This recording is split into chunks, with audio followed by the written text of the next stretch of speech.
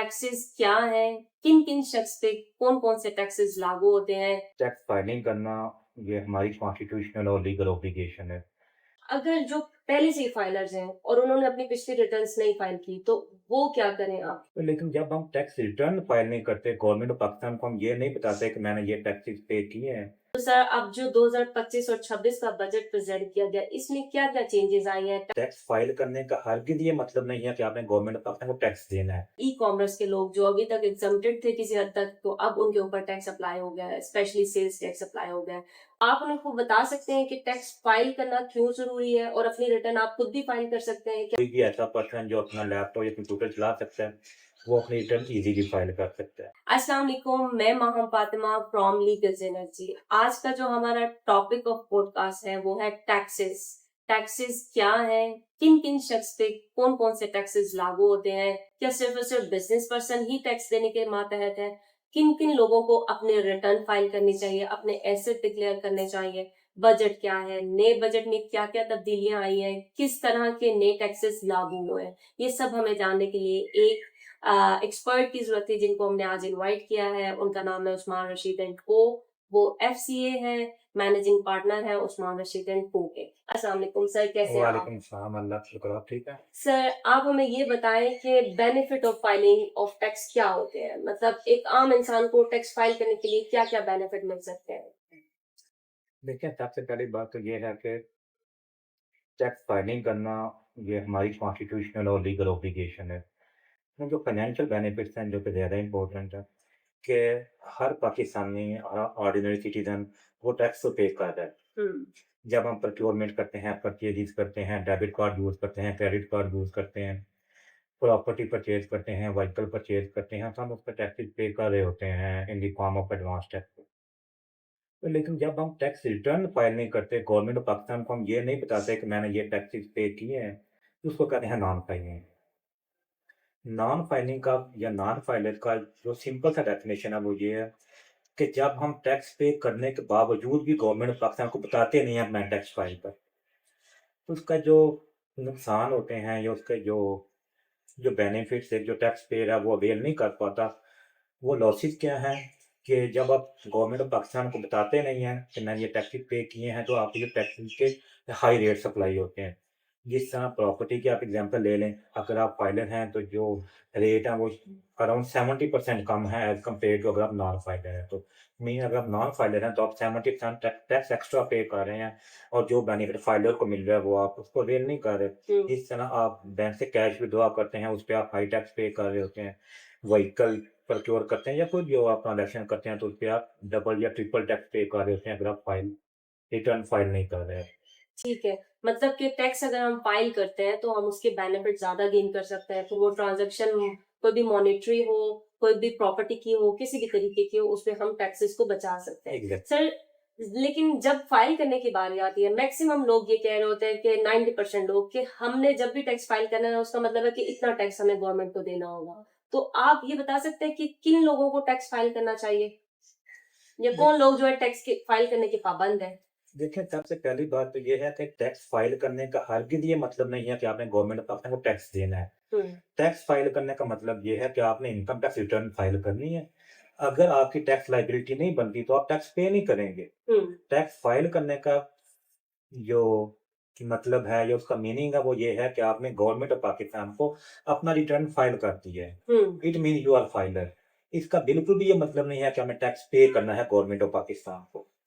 तो अब आपका जो मेन क्वेश्चन था कि किन-किन पर्सन को अपनी रिटर्न फाइल करनी चाहिए। एज़ पर लॉ हर वो पर्सन जो एक सर्टेन थ्रेशोल्ड जो कि इनकम टैक्स ऑर्डिनेंस ने डिफाइन किया है उससे ज़्यादा इनकम अर्न कर रहा है। इन फाइनेंशियल ईयर 2025 वो थ्रेशोल्ड 600 हो जाता है। ठीक अगर आप 6 लाख से ज़्यादा इनकम अर्न कर रहे हैं तो आप income income tax return file करना है अपना। इसके अलावा अगर आपके पास 1000 सीसी से ज़्यादा गाड़ी है, आपके पास कोई 500 स्क्वायर यार्ड से ज़्यादा बड़ा प्लॉट है इन सिटी एरियाज़ या किसी भी रेटिंग एरिया के अंदर, या आपके पास कोई फ्लैट है अराउंड 2000 सीट से ज़्यादा, तो आप अपना इनकम टैक्स रिटर्न फाइल करेंगे। इसके अलावा भी एक बड़ी लंबी लिस्ट है कौन-कौन से पर्सन है। जिन्होंने रिटर्न फाइल करना है, लेकिन बेसिक उसमें जो एक इंडिविजुअल जो पर्सन से रिलेटेड है वो यही है जो मैंने आपको बता दीजिए। ठीक हो गया सर। अच्छा सर, ये तो वो हो गया कि किन लोगों ने टैक्स फाइल, अब टैक्स फाइल कब करना है, टैक्स ईयर क्या होता है, मतलब लोग पूछते हैं कि ये टैक्स ईयर क्या है, टैक्स ईयर कब से स्टार्ट होगा, कब हमने रिटर्न्स फाइल करनी है? जो पाकिस्तान में नॉर्मल टैक्स ईयर है, वो स्टार्ट होता है 1st ऑफ जुलाई से और वो एंड होता है 30th ऑफ जून पे। ठीक है। तो हमारा जो टैक्स ईयर है पाकिस्तान में, नॉर्मल टैक्स ईयर है, वो जुलाई टू जून होता है। जिस तरह जो अभी जो 2025 है, ये टैक्स ईयर स्टार्ट हुआ था 1st ऑफ जुलाई 2024 से और अब ये खत्म हो जाएगा 30 जून 2025 पे। 1st ऑफ जुलाई 2025 से नया टैक्स ईयर स्टार्ट होगा जो कि खत्म होगा 2026 30 सिक्स। जून पे। और सर, इसकी फाइल का टाइम पीरियड बता दें कि कितने अरसे में हमने अपनी रिटर्न या अपनी जो भी फाइलिंग है, टैक्स की फाइलिंग है, वो करनी होती है? हर वो पर्सन जिसका टैक्स ईयर 30 जून पे एंड हुआ है, हम्म। उसने 30 सितंबर तक अपना रिटर्न फाइल करना है। और गवर्नमेंट ऑफ पाकिस्तान समटाइम उसको एक्सटेंड कर देती है, 15 डेज एक्सटेंशन दे दी है, 30 डेज पे दे दी, that entirely on the decision of government of Pakistan. लेकिन जो स्टैट्यूटरी रिक्वायरमेंट है दैट इज 30 सितंबर। ठीक है, मतलब कि टैक्स ईयर अभी स्टार्ट होने वाला है, तो आप भी अपनी डॉक्यूमेंटेशन रेडी कर लें। सर, मेरा एक और सवाल है आपसे कि अगर ये तो फाइलिंग होगी जो फ्रेश फाइलर्स हैं, हमने उनकी बात करी। अगर जो पहले से ही फाइलर्स हैं और उन्होंने अपनी पिछली रिटर्न्स नहीं फाइल की, तो वो क्या करें आप? बेसिकली एज पर लॉ, अगर आपने अपने प्रीवियस रिटर्न फाइल नहीं की, तो फेडरल बोर्ड ऑफ रेवेन्यू के पास ये इख्तियार है, वो आपको पिछले 6 साल तक कह सकता है कि आप अपने इनकम टैक्स रिटर्न फाइल करें और पिछले 6 साल तक वो आपको नोटिस दे सकता है। हम्म। तो इससे पहले को आपको नोटिस दे से 6 साल का कि आप अपनी रिटर्न फाइल करें, तो अगर आपने खुद ये असेस कर लिया कि मेरी किसी साल की इनकम टैक्स रिटर्न मिसिंग है, तो आप उसको वॉलंटरी बेस पे फाइल कर दें, इससे पहले को नोटिस दे के पेनलाइज करें। ठीक हो गया सर। सर, ये तो टैक्सेशन की बात हो गई। अब ये टैक्सेशन जो आती है हमारी फाइनेंशियल ईयर की स्टार्टिंग से आ जाती है और ये फाइनेंशियल ईयर हमारा बजट के साथ स्टार्ट होता है। तो सर, अब जो 2025 और 26 का बजट प्रेजेंट किया गया, इसमें क्या-क्या चेंजेस आई हैं टैक्सेशन के हवाले से, और नए टैक्सेस क्या-क्या हैं? इनको अगर आप हमें थोड़ा-सा गाइड कर दें। वो अभी बजट प्रेजेंट हुआ है फॉर द फाइनेंशियल ईयर 2026। अगर हम इसको वन लाइन में डिफाइन करें, इसका जो मेन थीमेटिक एरिया है, जिस एरिया पे गवर्नमेंट पाकिस्तान का फोकस था इस बजट के अंदर, वो थी कंप्लायंस कि जो एग्जिस्टिंग टैक्स पेयर हैं या जो ऐसे पर्सन हैं जो टैक्स नहीं दे रहे और पोटेंशियल टैक्स पेयर हो सकते हैं, जिनका इनकम एक सर्टेन इनकम वो अर्न कर रहे हैं, उनको टैक्स नेट में किस तरह लाया जाए, ये इसका मेन थीमेटिक एरिया है। और इस बजट के अंदर जो फेडरल बोर्ड ऑफ रेवेन्यू है, उसको बहुत ज़्यादा एम्पावर किया है गवर्नमेंट ऑफ पाकिस्तान ने, ताकि वो मैक्सिमम जो रेवेन्यू कलेक्शन है वो की जा सके उन पर्सन से जो टैक्स नेट के अंदर नहीं है। ये तो इसका मेन, अगर वन लाइन में हम इसको डिफाइन करें इस बजट का, सिस्टमैटिक एरिया क्या है। अब जो इसमें मेन चेंजेस आई हैं, हंड्रेड ऑफ चेंजेस हैं इसके अंदर, लेकिन हम कुछ जो मेन चेंजेस जो एक आम लेमैन को इम्पैक्ट कर रही हैं उनको डिस्कस कर लेते हैं। सबसे पहले जो इसमें मोस्ट इम्पोर्टेंट चेंज है, वो माइट भी आपको आइडिया होगा कि बिफोर दिस फाइनेंशियल ईयर, जो फुल टाइम टीचर थे और रिसर्चर थे, जो यूनिवर्सिटी के टीचर थे या रिसर्चर थे या कॉलेज का टीचर और रिसर्चर थे, जो फुल टाइम जिनका प्रोफेशन है या टीचिंग और रिसर्च का था, उनको 25% of their tax liability waive off की जाती थी कि वो as a full time teacher और रिसर्चर काम करें। लेकिन इस फाइनेंशियल ईयर के अंदर, इस बजट के अंदर उसको अबॉलिश कर दिया गया है और ये तजवीज़ है कि उसको 25% खत्म कर दिया जाए और वो नॉर्मल अपनी जिस तरह एक इंडिविजुअल या एक नॉर्मल लेमैन अपनी रिटर्न फाइल कर रहा है, तो फाइल कर फाइल करे। ठीक है। ये एक नेगेटिव न्यूज़ है, ये एक अच्छी खबर नहीं है टीचर या रिसर्चर के लिए। जो सेकंड इसका जो मोस्ट इम्पोर्टेंट चेंज आई है वो ये है कि आपको डेफिनेटली आइडिया होगा कि पाकिस्तान में जो ई-कॉमर्स है वो एक बड़ी इमर्जिंग मार्केट है और हुँ। डेली बिलियन लोग पीके की ट्रांजैक्शन हो रही होती हैं ई-कॉमर्स प्लेटफॉर्म पे। तो गवर्नमेंट ऑफ पाकिस्तान ने ई-कॉमर्स जितने भी चैनल हैं, आइदर वो सोशल मीडिया के थ्रू है या ऑनलाइन मीडिया है या हुँ। मोबाइल एप्लीकेशन है या वॉटएवर, जो भी ऑनलाइन ट्रांजैक्शन होती हैं, आप जिसमें आप अपना कंप्यूटर या लैपटॉप यूज़ कर रहे हैं या मोबाइल फ़ोन यूज़ करके जो ट्रांजैक्शन कर रहे हैं, उनको टैक्स नेट में लाने की कोशिश की है हुँ। और उस पे साइमल्टेनियसली सेल टैक्स भी अप्लाई कर दिया है और इनकम टैक्स भी अप्लाई कर दिया है। ओके। और उसमें अभी प्रपोज़ल ये है कि जो से इनकम टैक्स है वो 0.25% से 2% तक चार्ज किया जाएगा डिपेंडिंग अपॉन देयर क्राइटेरिया, जो सर्टेन क्राइटेरिया लॉ ने डिफाइन किए हैं। हुँ। और जो सेल टैक्स है वो स्ट्रेट चार्ज किया जाएगा 2%। सही। इट मीन जो भी आप ऑनलाइन ट्रांजैक्शन करेंगे या सेल परचेज़ करेंगे या अगर आप बिज़नेस है ऑनलाइन सेल परचेज़ का तो आपके हुँ, ये 2 टैक्स आपको फिट कर देगा।